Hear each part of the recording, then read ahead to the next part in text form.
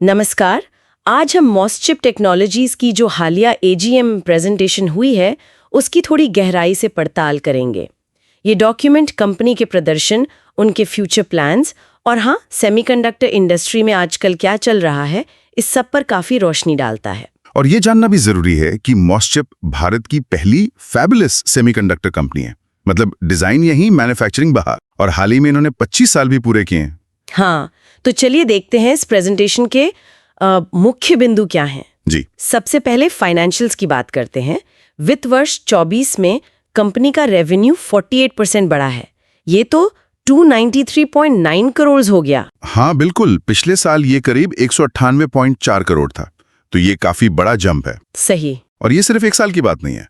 अगर हम FY21 से देखें तो रेवेन्यू लगातार बढ़ा है, मतलब करीब 105 करोड़ से 294 करोड़ तक। ये एक पॉजिटिव ट्रेंड दिखाता है। और प्रॉफिट्स, टैक्स पूर्व मुनाफा, PBT जिसे कहते हैं, वो भी बढ़ा है। FY23 में करीब 6.25 करोड़ था और FY24 में बढ़कर 11.5 करोड़ के आसपास हो गया, तो करीब डबल। हाँ, और 12 नए ग्राहक भी जोड़े हैं, ये भी अच्छा संकेत है। हाँ बिल्कुल, ये दिखाता है कि कंपनी सही दिशा में जा रही है, नए क्लाइंट्स आ रहे हैं। अच्छा, ये ग्रोथ आ कहाँ से रही है? प्रेजेंटेशन में 2 मुख्य बिजनेस यूनिट्स का जिक्र है ना? हाँ, एक तो है सेमीकंडक्टर्स का पूरा सेगमेंट, जिसमें वो IP देते हैं, डिजाइन सर्विसेज करते हैं और टर्न की एसिक भी। टर्न की एसिक मतलब एप्लीकेशन स्पेसिफिक चिप्स जो क्लाइंट की जरूरत के हिसाब से पूरी तरह डिजाइन और तैयार करके दी जाती हैं। और दूसरा एरिया है सॉफ्टवेयर, सिस्टम डिजाइन और प्रोडक्ट इंजीनियरिंग का। और इसमें एक दिलचस्प बात यह भी है कि दुनिया की टॉप 20 सेमीकंडक्टर कंपनियों में से 10 मॉसचिप की क्लाइंट हैं। जी हाँ, ये उनकी क्रेडिबिलिटी दिखाता है।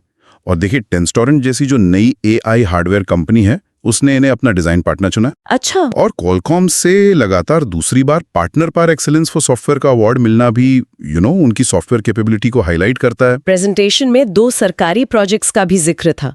एक तो सोशियोनेक्स के साथ HPC प्रोसेसर बनाने का। हाँ, high performance computing processor SoC development, ये मई 2024 में मिला। और दूसरा DLI स्कीम के तहत जून 2024 में उन्हें मंजूरी मिली है स्वदेशी स्मार्ट एनर्जी मीटर IC बनाने की। ये दोनों प्रोजेक्ट्स कितने अहम हैं? देखिए, दोनों ही बहुत महत्वपूर्ण है। HPC वाला प्रोजेक्ट भारत की कंप्यूटिंग पावर बढ़ाने के लिहाज से जरूरी है, और स्मार्ट मीटर वाला प्रोजेक्ट तो सीधे सीधे मेक इन इंडिया और आत्मनिर्भर भारत से जुड़ा है, खासकर एनर्जी सेक्टर में। तो ये स्ट्रेटेजिक मूव्स लगते हैं। बिल्कुल, ये दिखाता है कि कंपनी सिर्फ कमर्शियल काम नहीं कर रही, बल्कि नेशनल इंपॉर्टेंस के प्रोजेक्ट्स में भी शामिल हो रही है। अब जरा इंडस्ट्री की बात करें। सेमीकंडक्टर मार्केट 2023 में थोड़ा स्लो था, पर अब 2024 में रिकवरी दिख रही है। हाँ, धीरे धीरे पटरी पर आ रहा है। प्रेजेंटेशन के हिसाब से भी ऑटोमोटिव, 5G और AI ये मेन ग्रोथ ड्राइवर्स बने हुए हैं। और सरकारें भी तो मदद कर रही हैं, जैसे अमेरिका का चिप्स एक्ट और भारत का अपना सेमीकंडक्टर मिशन। जी हाँ, ये इनिशिएटिव्स माहौल बना रहे हैं और नई अपॉर्चुनिटीज खोल रहे हैं। मॉसचिप की स्ट्रैटेजी भी इन्हीं का फायदा उठाने पर फोकस लगती है। कैसे? देखिए, वो अपनी डिजाइन सर्विसेज बढ़ा रहे हैं, R&D में इन्वेस्ट कर रहे हैं, खासकर AML, IoT और RISC-V जैसे नए एरियाज में। RISC-V ये ओपन सोर्स वाला है ना? हाँ वही, और वो खुद के प्रोडक्ट्स भी बना रहे हैं, जैसे वो स्मार्ट मीटर IC का जिक्र हुआ, ये ASSP कहलाता है, एप्लीकेशन स्पेसिफिक स्टैंडर्ड प्रोडक्ट्स। इससे वो सिर्फ सर्विस कंपनी नहीं बल्कि प्रोडक्ट कंपनी भी बनेंगे। लेकिन इस इंडस्ट्री में चुनौतियां भी तो होंगी। हाँ बिल्कुल, एक तो ये इंडस्ट्री साइक्लिकल होती है, मतलब उतार चढ़ाव आते रहते हैं। और दूसरा टैलेंट, सही लोग ढूंढना और उन्हें बनाए रखना, यह हमेशा एक चैलेंज रहता है, खासकर इतने एडवांस्ड फील्ड्स में। वापस जरा फाइनेंशियल पिक्चर पर आए तो पिछले 5 साल का CJR भी काफी स्ट्रांग है। रेवेन्यू CJR 31.2% और ऑपरेटिंग प्रॉफिट 47.4%। हाँ, FY20 से FY24 तक का ये डेटा है। ये दिखाता है कि ग्रोथ काफी तेज और कंसिस्टेंट रही है। और मार्केट कैप भी सितंबर 2024 तक 4,600 करोड़ बताया गया है। ये काफी बड़ा नंबर है। जी, और शेयर होल्डर्स की संख्या देखिए, जून 2024 तक 1,91,000। ये मार्केट के कॉन्फिडेंस को दिखाता है। ये सब मतलब उनका कस्टमर फोकस, लीडरशिप, इनोवेशन और इंटरनेशनल पार्टनरशिप्स का मिला जुला नतीजा लगता है। तो संक्षेप में कहें तो मॉसचिप एक मजबूत ग्रोथ के रास्ते पर है।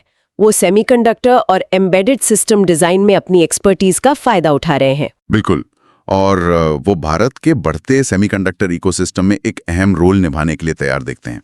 खासतौर पर AI और IoT जैसे ग्लोबल ट्रेंड्स के साथ उनका अलाइनमेंट, और ये DLI और HPC जैसे प्रोजेक्ट्स उनकी महत्वाकांक्षा दिखाते हैं।